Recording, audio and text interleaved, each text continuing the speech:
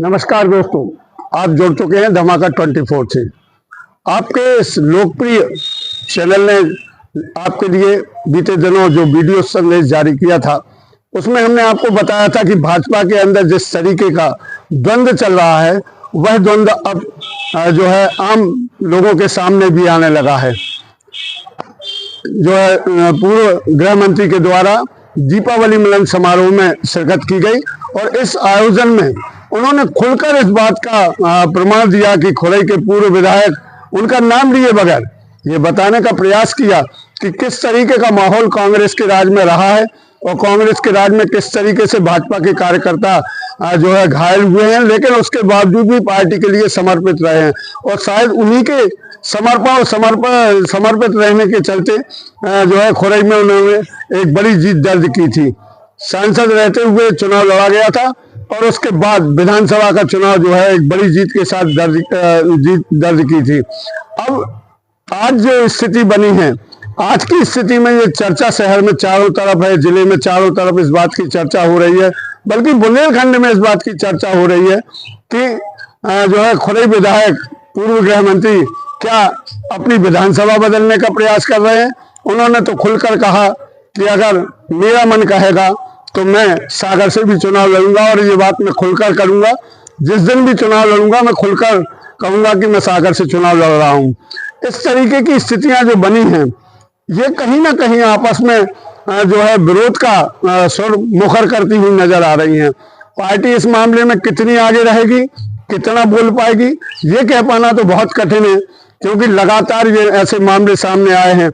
आपने देखा लारिया जी लगातार 5 बार ज्ञापन दे चुके हैं। अपनी ही सत्ता में 5 बार विधायक अगर ज्ञापन देता है और कार्रवाई नहीं होती है, तो इससे यही अंदाजा लगाया जा सकता है कि प्रशासन जो है अन्य लोगों को, अन्य जनप्रतिनिधियों को सुनने के लिए तैयार नहीं है। जब जनप्रतिनिधियों की सुनवाई नहीं हो रही है तो आम आदमी की तो बिसात ही क्या है। ऐसी स्थिति में पार्टी के अंदर जो मचा घमासान अब सड़कों पर नजर आने लगा है, सड़कों पर चर्चाएं होने लगी हैं। शहर के गली कूचों में, बुंदेलखंड के गली कूचों में इस बात की चर्चा है कि कहीं पूर्व गृह मंत्री जो है विधानसभा परिवर्तन का मन तो नहीं बना रहे हैं और इस विधानसभा परिवर्तन के मन को लेकर अनेक तरीके के कयास भी लगाए जा रहे हैं। उन कयासों का क्या असर होगा यह कह पाना तो बेहद कठिन है। आप सुने प्रदेश के पूर्व गृह मंत्री और खुरई विधानसभा क्षेत्र के विधायक भूपेंद्र सिंह जी का क्या कहना है इस मामले में। खुरई के अंदर खुरई के लोगों से पूछो आप,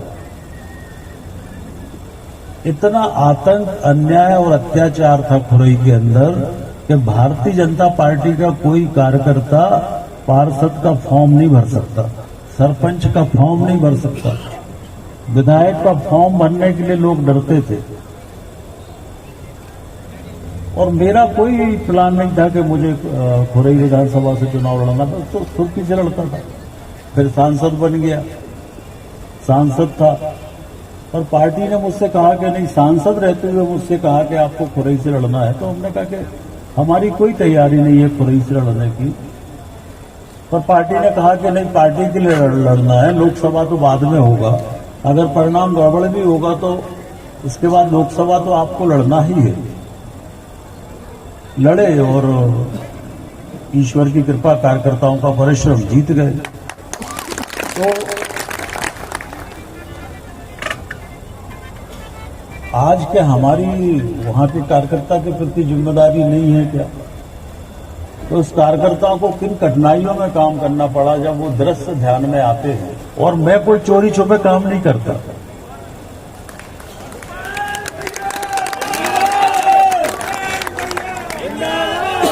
मतलब मेरे मन में जिस दिन ये होगा कि मुझे सागर से चुनाव लड़ना, तो मैं कह के लड़ूंगा,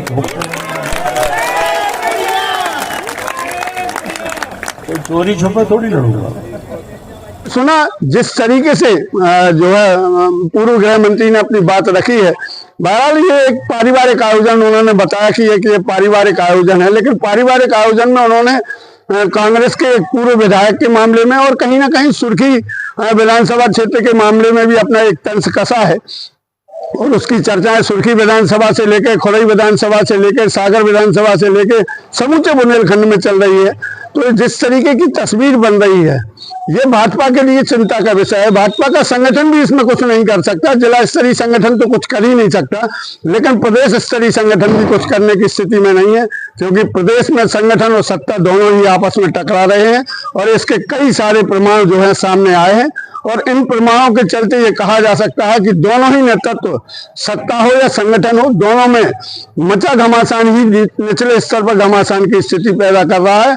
और ये स्थिति कब तक कायम रहेगी और इसके क्या नतीजे निकलेंगे, किसको नफा होगा, किसको नुकसान होगा, ये कह पाना अभी बहुत जल्दबाजी होगी। लेकिन कुल मिलाकर जो है भाजपा के हालात इस समय संगठन से लेकर सत्ता के बीच बहुत बेहतर नहीं चल रहे हैं। और अगर इसी तरह की तस्वीर बनी रही तो आने वाला 2028 जो है दिलचस्प होगा और वहां पर लड़ा जाने वाला चुनाव काफी दिलचस्प होगा। और इसका इंतजार हमें भी रहेगा और आपको भी रहेगा। हम आप तक पल पल की खबर लेकर जो है हाजिर होते रहेंगे और आपका सहयोग और आपका समर्थन हमारे लिए लगातार मिलता रहे। आप हमारे चैनल को सब्सक्राइब कीजिए, लाइक कीजिए और उसे अपने मित्रों में शेयर कीजिए, ऐसा हम आप सभी से आग्रह करें।